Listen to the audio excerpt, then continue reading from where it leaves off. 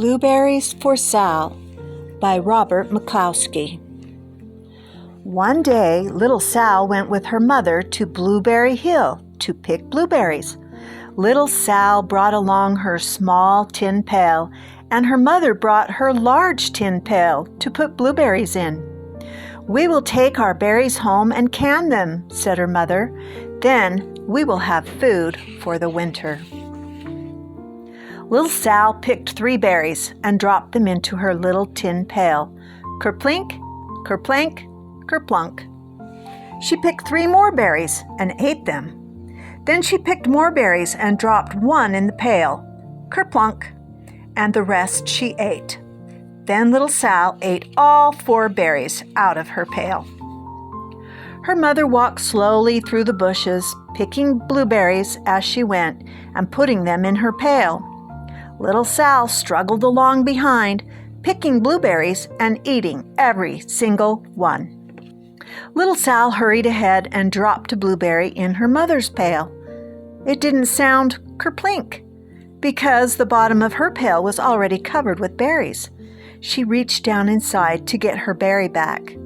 Though she really didn't mean to, she pulled out a large handful because there was so many blueberries right up close to the one she had put in. Her mother stopped picking and said, "Now, Sal, you run along and pick your own berries.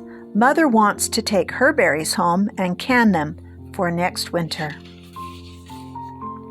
Her mother went back to picking, but little Sal, because her feet were tired of standing and walking, sat down in the middle of a large clump of bushes and ate blueberries.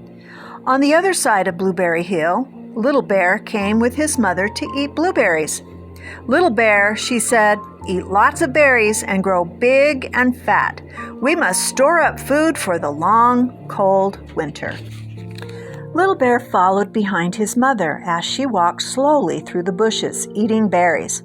Little Bear stopped now and then to eat berries. Then he had to hustle along to catch up. Because his feet were tired of hustling, he picked out a large clump of bushes and sat down right in the middle and ate blueberries. Over on the other side of the hill, little Sal ate all the berries she could reach from where she was sitting, and then she started out to find her mother. She heard a noise from around the rock and thought, "That is my mother walking along." But it was a mother crow and her children, and they stopped eating berries and flew away, saying, "Caw, caw, caw." Then she heard another noise in the bushes and thought, "That is surely my mother. I will go that way." But it was Little Bear's mother instead. She was tramping along, eating berries and thinking about storing food for the winter. Little Sal tramped right along behind. By this time, Little Bear had eaten all the berries he could reach without moving from his clump of bushes. Then he hustled off to catch up with his mother. He hunted and hunted, but his mother was nowhere to be seen. He heard a noise from over a stump and thought, "That is my mother." But it was the mother partridge and her children. They stopped eating berries and hurried away. Then he heard a noise in the bushes and thought, "That is surely my mother. I will hustle that way." But it was little Sal's mother instead. She was walking along, picking berries and thinking about canning them for next winter. Little Bear hustled right along behind. Little Bear and little Sal's mother, and little Sal and Little Bear's mother were all mixed up with each other among the blueberries on Blueberry Hill. Little Bear's mother heard Sal walking along behind and thought it was Little Bear, and she said, "Little Bear, munch, munch, eat all you can, gulp, can possibly hold, swallow." Little Sal said nothing. She picked 3 berries and dropped them, kerplink, kerplank, kerplunk, in her small tin pail. Little Bear's mother turned around to see what on earth could make a noise like kerplunk. "Rrr!" she cried. choking on a mouthful of berries. "That's not my child. Where is Little Bear?" She took one good look and backed away. She was old enough to be shy of people, even very a small person like Little Sal.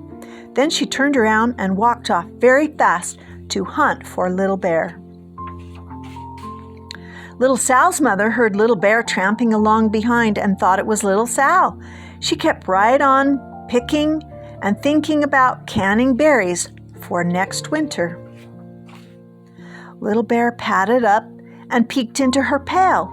Of course, he only wanted to taste a few of what was inside, but there were so many and they were so close together that he tasted a tremendous mouthful by mistake. "Now, Little Sal," said Sal's mother, without turning around, "you run along and pick your own berries. Mother wants to can these for next winter." Little Bear tasted another tremendous mouthful and almost spilled the entire pail of blueberries. Little Sal's mother turned around and gasped, "Oh, my goodness! You are not Little Sal! Where is my child?"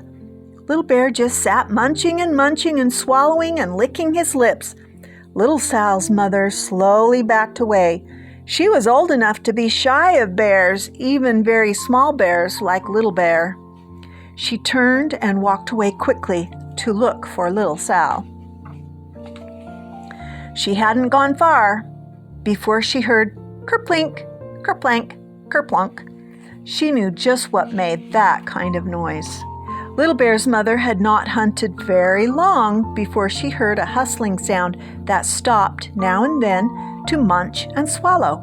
She knew just what made that kind of noise. Little Bear and his mother went home down one side of Blueberry Hill, eating blueberries all the way, and full of food stored up for next winter. And Little Sal and her mother went down the other side of Blueberry Hill, picking berries all the way, and drove home with food to can for next winter, a whole pail of blueberries, and 3 more besides.